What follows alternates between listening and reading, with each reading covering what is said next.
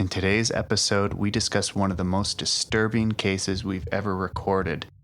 Jean-Claude Romand, the man who pretended to be a doctor for 18 years at the World Health Organization, and instead of coming clean, he decided to murder his wife, his children, his mistress, and eventually himself.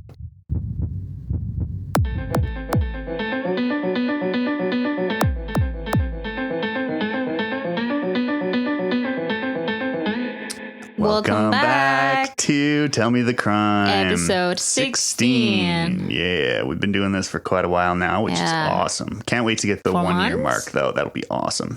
That's so long from now, but still. You're like, oh, yeah, I what get are we more going to than consider as our achievement? As our achievement, maybe get more than 7 or 8 listeners. Maybe, every week I get 7 listeners, and you're like, hey, That's Pep, guess awesome. what? Yeah, it's so consistent now. We're so happy about that. Yeah, but hey, we love those 7 listeners, whoever they are. So anyway, okay. So today's story, I feel like we get crazier and crazier stories every time. And this one is so odd and disturbing.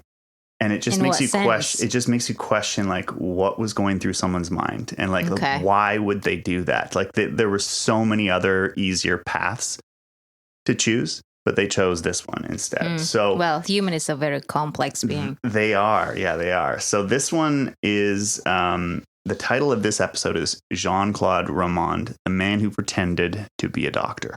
Ooh, okay, pretended. So, to pretended, yeah, exactly. So it's a very confusing case. So hold on, what kind of doctor is it? Medical doctor. Not a doctor like you. No, not a doctor like me. No, I'm the research doctor. No, medical doctor. Some of those hardcore people are going to be like, "Oh, he's not a real doctor," whatever. Anyway, so the guy basically spent 18 years pretending to be a doctor, and he convinced his wife, his children, his mistress, his friends, his family, everyone, that he was a doctor working for the World Health Organization. Wow. Mm-hmm. Well, is that true though? Yeah, this is all a true story. Yeah. Working. No, he wasn't. But no, he wasn't. He used that name of organization. He used the World Health Organization as, what he told people where he worked. Wow. Right. But he never worked there. And so you got to wonder, how the hell do you do that? Yeah.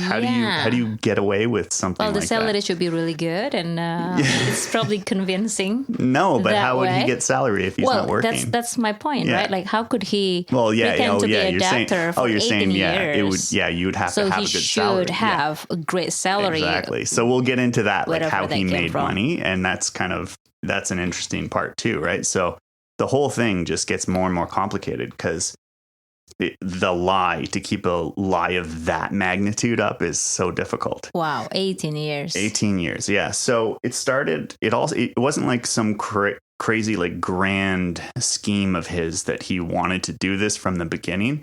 He actually was in med school. Mm-hmm. So he started med school. He was a smart kid. Everyone kind of saw him as going somewhere in life. He was intelligent. He was driven. And he got into med school, but in his first year of med school, I guess his girlfriend broke up with him at the time, and that caused him to break down. And so he had a lot of mental issues, right? What are you doing with your finger there? She's waving her finger in the air, and I'm like, what does that mean? No, I just remember my mom's advice to me when I was young. Oh. You don't do something like that. You don't get into a relationship unless you're successful. I'm you gotta focus on your work. Yeah. So. Well, hey, you found me at the end of your education, so your mom was right, I guess. Yeah. But anyway, so this guy. Okay, so what started this lie? Well, first of all, like I said, his girlfriend broke up with him, and he started failing, and he failed his first year.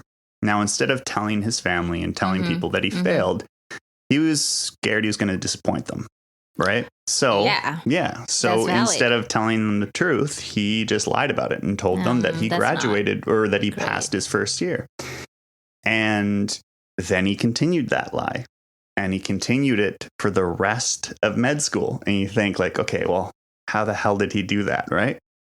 Well, he would go to classes and he would sit down in class and he would sit down in the exam rooms. Wow. So everyone thought that he was a student, right? Everyone thought that he was completing med school. He'd go to class with his friends and his colleagues, and everyone assumed that he had actually done this. So, but he didn't. So like you wonder though, like he must, and that's probably like how he. Well, I got a lot of questions like about the class systems. Usually the professor would know who you are. Yeah. List, especially in the assessment, you have to show your ID and all that. Right. But he didn't actually, I don't think he actually wrote the exams though. I think he just sat in the room and then never handed in his test, Yeah, like even if you have to sit in the room. Yeah. At least like in my field. Yeah, right? that's you have true. to show your ID to be able to sit there. I'm a little bit confused by that too. That is a little bit confusing because I've definitely always asked for people's IDs when they're writing their test. But yeah. Okay. So this goes on, right? And then he, graduates. And again, you're like, how the hell did he even like graduate with his friends and stuff? He didn't. Obviously, he didn't go to the commencement. But he did pretend that he graduated with his degree. And then he told people that he worked for the World Health Organization. Wow. Yes. That's a huge accomplishment. A huge accomplishment. Exactly. Right. So you're just like, okay, well, this guy's got his shit together. Everyone thinks he has his shit together. Now you're wondering like, okay, well, what did he do? Right. Like, what do you do during the day? Right. Like, what would you do during the day if you just pretended you got a job at the World Health Organization and you had nowhere to go? What would you do? I don't know. I probably cannot. If I were in his shoes, I would not be able to even think about what I need to do during the day, because I will be very nervous and be very anxious, and maybe I'm so depressed because I lied too much and I don't know how I'm going to cover this, and people will just catch it. But you know what? I don't know. Exactly, right? You'd feel like, oh man, this No, I wouldn't be a productive person either, because it would get too overwhelming. You'd be like, I need to like come clean. Like this is, it could never get to that point, because it's like, that's too stressful. Like, wouldn't that be like so stressful? So I guess it wasn't for him. What he did was he was working somewhere else. Well, here's what he would do. He was like elaborate with his lies. So he would actually go leave work every day. Right. He would take off in his car. He would go and he would drive to he would actually go sometimes to the World Health Organization and just go in there and spend time in the library. Spend time doing this and doing that. And he would even pick up little trinkets from the World Health Organization. So for example, he would have a pen, right? How they give out free pens all the time, or he would just find a pen and he'd grab it, or a pin or whatever. Yeah, exactly. So he would grab things like that over time and he'd bring them home and and so people would see that he had that. It's convincing. And why wouldn't you, right? Like if I told you I was going to work at the World Health Organization, and I leave the house every morning and I come back and you see these little pens from the World Health, you wouldn't think anything of it. You'd be like, of course he is. Like, what else would he be doing? He even convinced her he was going on trips to conferences and stuff. And is there any picture at all? I would be very curious about that. And I will but what Google you. I know, right? Wouldn't you be so curious? Yeah, no, I don't know what he did about that though. That's going for the photos and stuff. But what he did for the conferences is that he would actually drive to the airport. Okay, he'd get out at the airport and then he'd stay in a hotel at the airport. I mean, this is an expensive lie. Exactly. You have to spend a lot of things on that just to cover your lives. Exactly. So what is he doing for and that's living? Where things get interesting, right? So he's not doing anything for a living. He doesn't have an education. He doesn't have a job. So how the hell does he have any money, right? And what he does is he tells people in his life, including, his relatives and including his mistress, right? Who's that child psychologist that I told you about? he, gets money from his in-laws, right? His father-in-law. Mm-hmm. And he tells them that because of his high status at the World Health Organization, and because he's got all these big connections, I get where this is going. They have these investment opportunities where it's only available to them, right? So he's like, but if you give me some of your money, I can invest it for you, and I guarantee you an 18% return, which is massive, right? It's a massive return. So, of course, everyone's going to be like, well, yeah. And also, he did get into med school. He was attending classes, but then, there's no reason not to believe someone like that, right? Mm-hmm. And he's been doing it for such a long time, too, because it's been like a decade at this point. Mm-hmm. So he ends up getting, I think, oh, man. And this is like late 80s, early 90s, right? And I think he got something like, I don't know, on the order of millions, like $2 to $3 million or something like that he ended up taking away from people, like borrowing, quote unquote, borrowing, stealing, because he never gave it back, right? But you're probably wondering, okay, this can't go on forever, right? Yeah. Why can't it go on forever, right? I don't know, like too many. Well, because if you were an investor, what would you be thinking? Well, I want to get my money at some point. My money back at some point. Exactly. I need to get the returns. I want to know. Exactly. Right. So you're going to need to ask for your money back at some point. If it's been 5 years and you're like, okay, where's that 18% return you promised? And, I want some money back. And everyone has different situations where it's like, sometimes you need to pull out before then. And so that's what happened. And that's where all of the big crime stuff happens in this case. Okay. So his father-in-law starts to ask for his money back first. Okay, hold on. Yeah. So you mentioned he has a mistress, right? Yep. She asked for her money back at some point too. Yeah. So what did he tell the mistress about his status? Well, he doesn't have to. Well, he just told her that he's... Oh, that's a good question, actually. I don't know. I don't know if she knew that he was married with 2 kids. And is it possible to have the second wife, legally? No, you can't. Okay. At least that. Yeah, no, so that's my. I don't think so. That's my question. Yeah, no. So I think it was. I mean, it was obviously his wife didn't know about it, right? But I don't know whether or not this woman also knew. But okay, so this is where things get tricky, right? So his father-in-law asked for the money, to get some of the money back because he was getting a little bit suspicious of things and he wanted his money back. Yeah. And so, conveniently, shortly after that happened, Jean-Claude went to the father-in-law's place and found him at the bottom of the stairs, and at near death, right? So he ended up calling, the police and told people, the ambulance people, that apparently his father-in-law fell down the stairs, right? But there are transcripts from the court that suggest otherwise, right? So in the ambulance, when they were on their way to the hospital, apparently the father-in-law was mumbling, and he was mumbling Jean-Claude's name, insinuating that he had pushed him down the stairs. And as he was mumbling that, Jean-Claude was with him in the back. And he had put the oxygen mask over him so he couldn't talk. Yeah. Whoa. Yeah. So it was very, very guilty. And that was one of the ambulance drivers or the people that were there testified in court.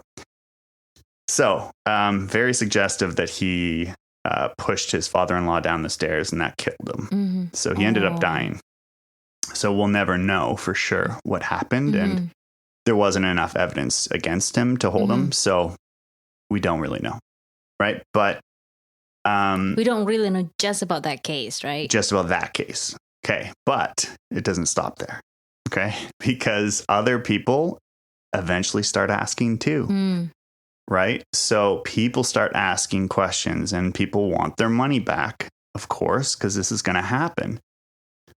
And, eventually people start to even, call the World Health Organization and find out that, hey, he doesn't actually work there anymore. Whoa. Or he never worked there. Right. So people are things are starting to unravel and people are asking for money and he can't do it. So he realizes this. So that happened after like 18 years of lying. That started to happen like that. Yep. So what he does next, right? So his father, and that was a few years prior to the next incident, right? So he has a little bit of time where he can, cool things down, I guess. But then people start asking questions again a few years later. And one of the people that starts asking questions is the mistress, right? And she wants, she wants her money back. And so what he does is he tells her he's going to take her out for a fancy dinner. And actually, no, that she's later. Sorry, I messed up the timeline here. The first thing that happened was his wife and his kids. He ended up killing them. Huh? Yeah. So he goes home one day, right, and takes a rolling pin out of the kitchen and beats his wife to death in her sleep, smashes her skull in. Oh my God. And then takes a gun and shoots his kids in their sleep. Whoa. Yeah. And then, so like that's super dark, but man, it makes you wonder about the motivation because things are starting to unravel and, it's covering speculated, all the lies. Right. Well, there's several different reasons for why he might have wanted to do this, right? Like maybe he was just afraid, was he embarrassed? Was he trying to, save them in his fucked up way? Maybe he was thinking, oh, this is going to be merciful to them because then they won't be embarrassed by their father being found out and their husband being found out as being this huge fraud for 18 years or whatever. Or was he just trying to protect himself because he noticed that things were starting to unravel and he needed to just get rid of clean house, right? Get rid of the father-in-law, get rid of the family, and get rid of the parents come next. So after he killed his family, the next day he went to his parents' place for dinner. And he had dinner with them, sat down, and then shot them both. What? Yep. So he killed his family. He killed his family first, his immediate family, then killed his parents.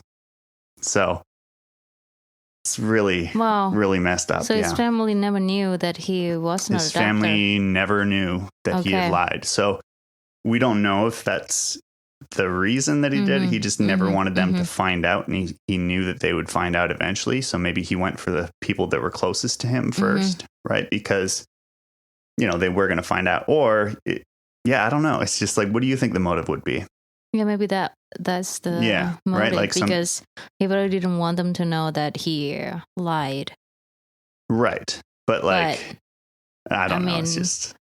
Or he was thinking. Do you think that was mercy? Do you think it was for him though, or for them? Like that's the thing is, right? Like it's like, is he doing it because he thinks, I'm saving them from embarrassment, or is it I'm doing it? That could be one of the motives, right? Right.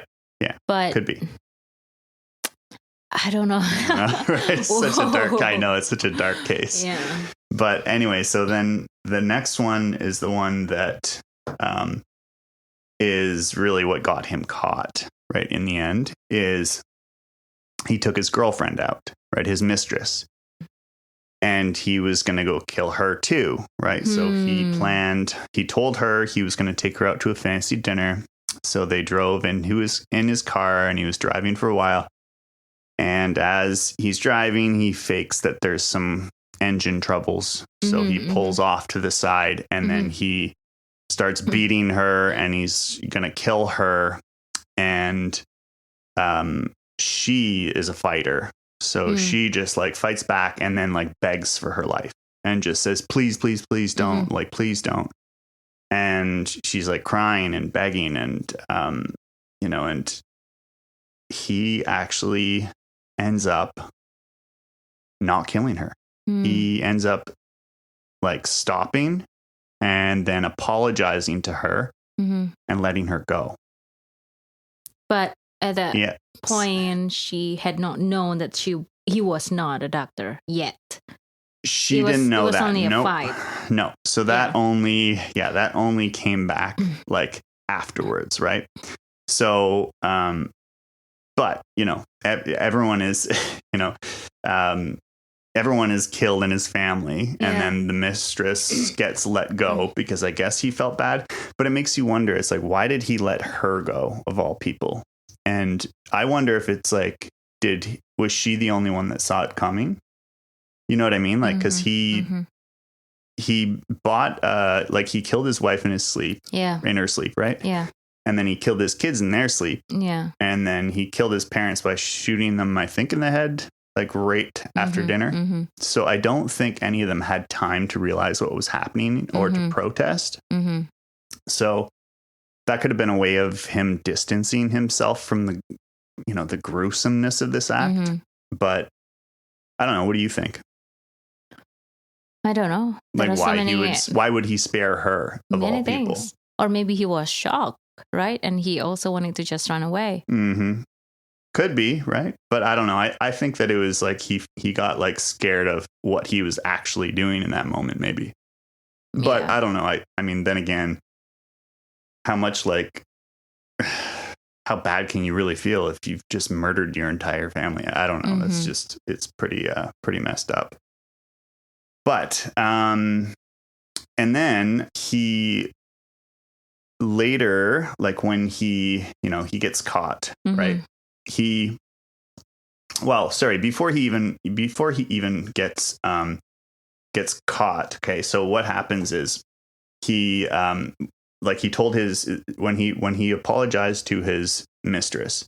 One of the reasons that he says he did it, right? Because like she's wondering like what the hell, like, and if he stops and he doesn't kill her, he tells her that he has cancer, and he said it's because of some like brain tumor or something that caused him to act that way and do this. Is that true though? Like in the real case? No, it's not true. So he lied again, right? He's a pathological liar. He can't stop. Oh my God. He can't stand people seeing him a certain way, right? So he needs to create all these narratives. And so it comes out that the cancer was all fake. And then what happens is he goes back to his home where his kids and his wife are. And he takes some sleeping pills. And then he lights the house on fire. Okay, so he's hoping to kill himself, right? But problematic is the fact that the pills that he took were expired. They were expired, and so they weren't strong enough to kill him. And then I guess like neighbors and stuff called the fire department, and he got out alive. Right. So he never actually ended up dying. And so he survived everything. Right. Okay. And so how did they know that he lied about being a doctor? How do they know? Because they called like the World Health Organization. Well, I mean, after they found all the dead bodies and they found like, everything and all the evidence against him, he eventually confessed to everything. Right. And he knew that, I mean, they all knew too, that he wasn't ever working there. Right. So, some of the questions you ask, okay, where do you work? Where, what's your this, what's your that? Like police will ask all those questions. So they quickly found out. So yeah, that was just, so later in, I guess in 1996, he was eventually convicted to life in prison, right? But later, he was released. Oh. But not released to the public. I think it was after like 26 or 27 years or something like that, almost 3 decades in prison. So a long time. But he was conditionally released to, a monastery. So like where monks live and whatnot. So he was released there to live the rest of his life there with an ankle monitor on. So, and apparently that's where he is now. Yeah. And it's in I don't know what location. I don't think anyone knows. I think it's like a secret. But apparently, and I don't know where this information comes from, it's just from another source that I listened to. Apparently, this monastery is actually known for another reason, because it's kind of a famous monastery in the sense of like, it was known to house like a Nazi for a long time too. So someone who had also been sentenced and then sent there. But who knows? Maybe that person was like someone that gave up information on other Nazis or something like that. So that's why he was allowed to live there for a long time. But anyway, that was just a quick little fun aside. But so that is the case of Jean-Claude Romand, which is like really, really disturbing. But I thought it was fascinating. I was just thinking like, wow, how dark do these cases get and how twisted? Yeah. Like, how do you lie for that long? I know. I'm just thinking about, well, the guy should be really, really smart. And if he really used his intelligence to really build a life, I mean, the same amount of energy that he used to cover the lies, right? Right. Yeah. That would be awesome. Yeah, like, that would be enough to actually succeed in life. Exactly. Like he could have actually probably gone off and done something else. Like, you know, I don't know what the rules are for like if you get kicked out of med school, like if you can go back or if you can, you know, apply somewhere else, or I have no idea what the rules are there. But even if he couldn't do that, he could probably do something else, right? You know, start a business or like, you know, go to law school or I don't know, or even anything really. It doesn't need to be anything fancy either. He could have just gotten a normal job and worked his way to the top. I don't know if he was that smart, but yeah. Oh, okay. Yeah. Whoa. So yeah, that's story. Episode 16, Jean-Claude Romand. So thank you everyone for listening, and we will see you next week. Bye. Bye.